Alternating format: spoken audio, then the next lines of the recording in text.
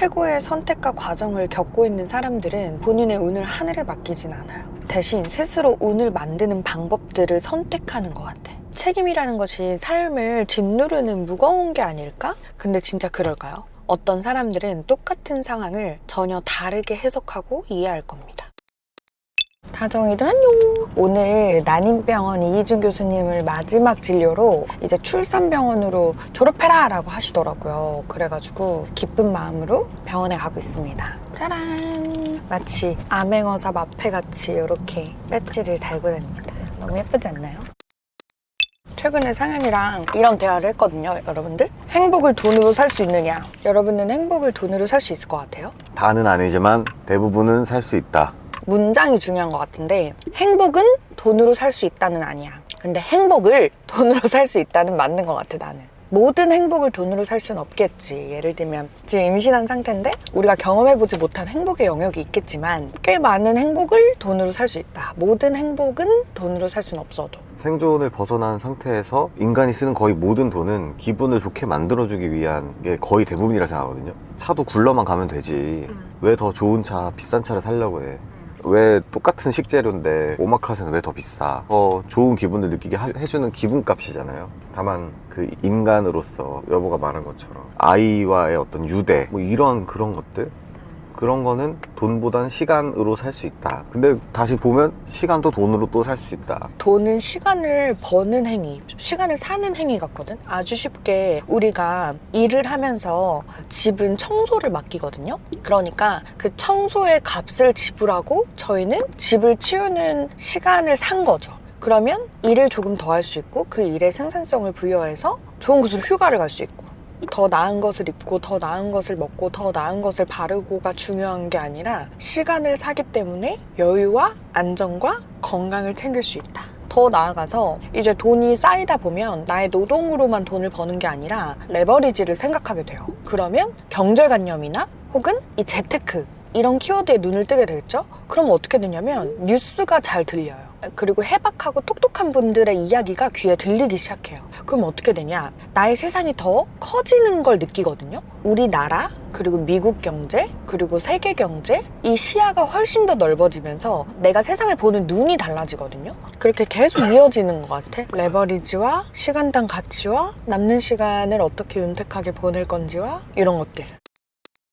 또 이런 얘기 하면은 그럼 꼭 성공해야 돼요? 이러면 아니 하는 거보다 안 하는 게 나아? 안 하는 거보다 하는 게 나아만 해야지. 근데 그 성공의 기준이 헷갈려서 그런 것 같아. 그러니까 나는 요즘 막 성공보다 이꼴 책임이라는 키워드가 더 훨씬 선명하게 다가와. 무엇인가를 이루면 이룰수록 그 곱절 이상 책임져야 될 게 많아지거든? 그래서 나는 진짜 책임을 다하는, 정말 끝까지 책임을 다하는 사람이 성공한 사람인 것 같아.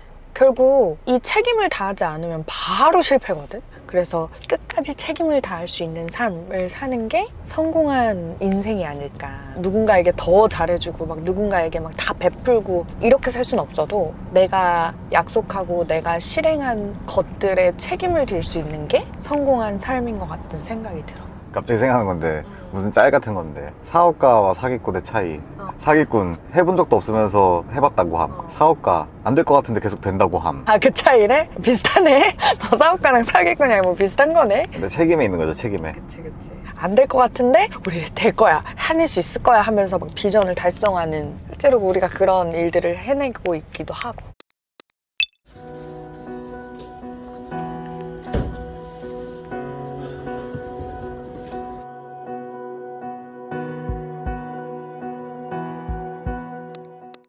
제가 오전에 10시부터 진료를 했는데 벌써 오후 2시예요. 남편은 점심 이후에 중요한 미팅이랑 스케줄이 있어가지고 먼저 사무실을 가고, 저는 이제 출근을 해보러 갑니다.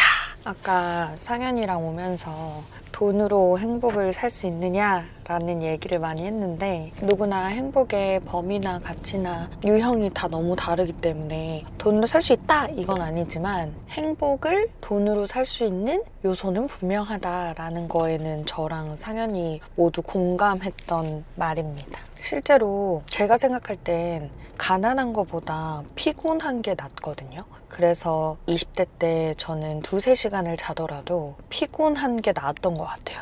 제가 부족하거나 가난해서 벗어날 수 있는 방법은 제가 그 시간을 더 밀도 있게 보내고 피곤했으면 됐거든요. 그래서 그 시간들을 쌓다 보니까 지금의 저희의 소셜링이나 바디코나 그리고 지금의 상현을 만날 수 있게 된 것 같아요. 제가 상현을 20대 초중반 막 가난을 지우려고 피곤으로 덮었던 그 시기에 제가 상현을 만났다면 서로를 잘 알아보지 못했을 것 같아요. 그때가 있겠죠, 그런 시기가. 그래서 그런 정신없이 피곤한 시간들을 쌓다 보면 분명히 나를 정돈하고 가다듬고 나를 이해하는 순간들이 생기고 그때 나와 잘 어울리고 내가 좋아하는 사람을 만나서 인생의 계획을 세우면서 살아갈 수 있는 것이 행복인 것 같아요. 다 때가 있다. 그때에 맞춰서 열심히 살아야 된다라는 생각은 변함이 없습니다. 요즘은 열심히 살아라 라고 하면 되게 갑갑함을 느끼거나 동기부여, 자기개발 이런 키워드가 트렌디하지 않다고 해요. 오히려 나다움, 나를 찾는 방법 이런 것들이 더 화두에 오르는 키워드인데 저는 욕심보다 열심히 살라고 얘기를 하고 싶어요. 우리 눈에 보이는 것들은 많은데 다 내 걸 하고 싶은데 그걸 갖기까지의 과정은 고려하지 않는 경우가 많은 것 같거든요. 요즘 저와 상현이 행복을 돈으로 살 수 있다라고 감히 지금 말할 수 있는 건 피곤한 삶을 약 10년, 11년 꾸준하게 살아왔기 때문인 것도 같아요.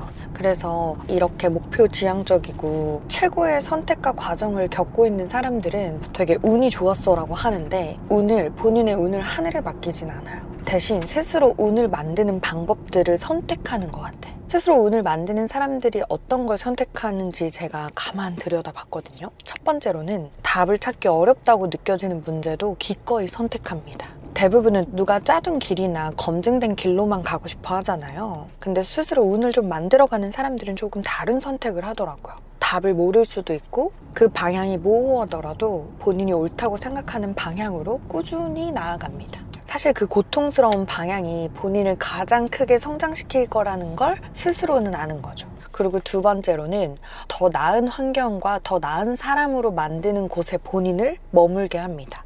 친구 잘 사귀어라 라는 말이 있잖아요. 저는 그 말을 들었을 때 되게 왜 사람을 가려서 사귀라고 하지? 라고 했는데 이제는 너무나 잘 이해합니다. 인간은 참 도화지 같아가지고 누군가의 행동이나 습관이나 이 말투나 사고방식을 잘 익히려고 해요. 학습하려고 해요.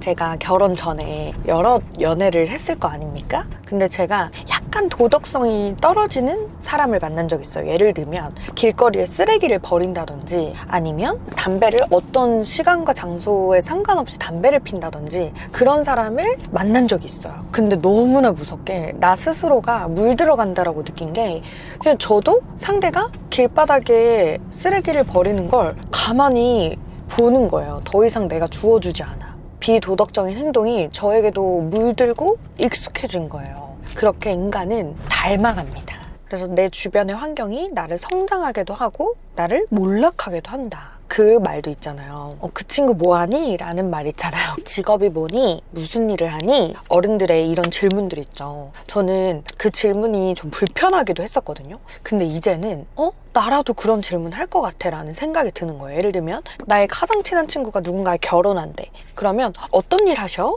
라고 질문할 것 같거든. 엄청 친한 친구면. 그게 그 사람의 뭐 능력, 재력 이걸 보는 게 아니라 직업은 그 사람의 삶의 방식을 설명해주는 것들 중 하나인 것 같거든요. 왜 질문하는지는 이해가 간다. 근데 이 질문이 무례하면 안 되겠죠. 무례하면 안 되지만 질문의 의도는 이해가 간다 라는 생각들이 드는 요즘이에요. 말이 샜는데 결국 운을 만들어가는 사람의 특징 세 번째는 나 하나가 세상을 바꿀 수 있다라는 믿음을 가지는 것입니다. 예를 들면 비도덕적인 행동을 하는 사람들 있죠. 그런 사람들의 생각은 한 문장으로도 표현할 수 있어.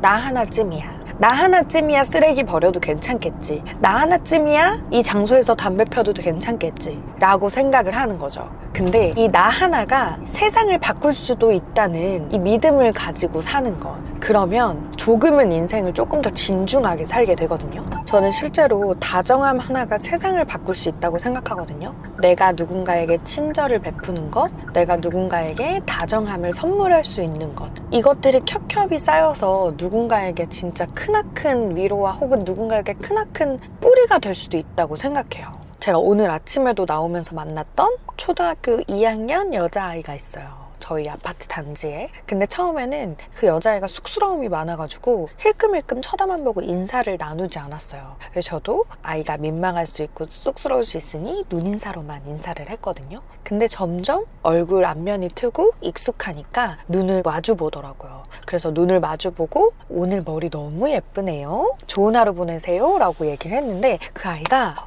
막 머리를 만지면서 내리는 거예요. 내 머리가 진짜 예쁜가? 하고 생각을 했겠죠. 그리고 그 아이는 하루 종일 이 예쁜 머리로 기분 좋은 하루를 보내겠죠. 그럼 또 누구한테 그 기분 좋음을 선물할 수 있겠죠. 이렇게 저는 사회가 만들어지고 세상을 바꿀 수 있다고 생각을 해요. 그래서 저는 아주 작게라도 나 하나가 세상을 바꿀 수 있다라고 믿고 살면 좋은 운과 기운들이 나에게 쏟아질 거라고 생각해요. 운은 따르는 것이 아니라 내가 만드는 것이라고 저는 생각하는 바입니다.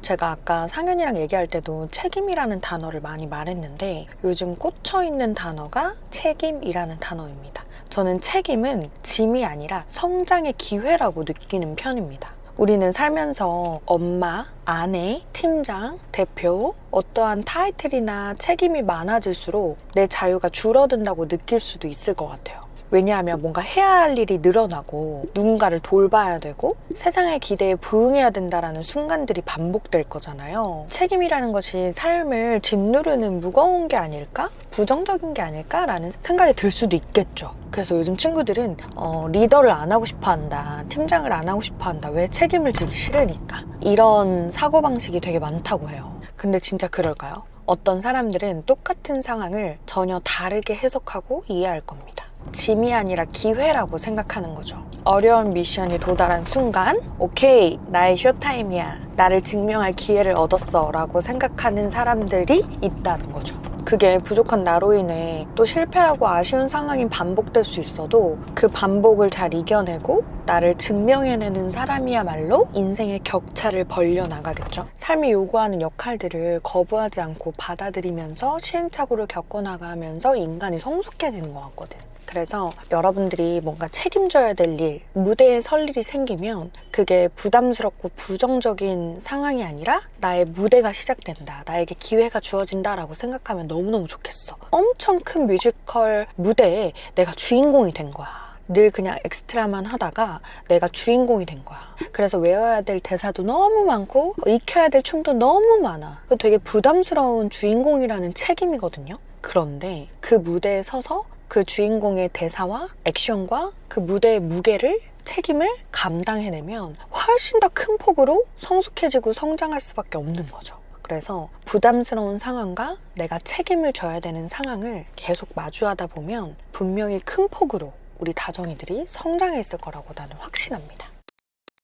저도 다정이들과 나눈 이야기 그리고 제가 생각하는 생각들을 솔직하게 전하는 것에 있어서 책임을 가지도록 하겠습니다. 그리고 우리 빵그리를 지키는 일에도 우리 팀원들과 같이 해나가는 일에도 책임을 다하는 사람이 되도록 늘 노력하겠습니다. 저도 고민이 많아서 다정이들이랑 이렇게 수다를 잘 떨 수 있는 것 같아요. 다정이들도 고민되는 게 있다면 댓글로 남겨주시면 두런두런 수다 떨 때 이야기를 나눠봅시다. 안녕.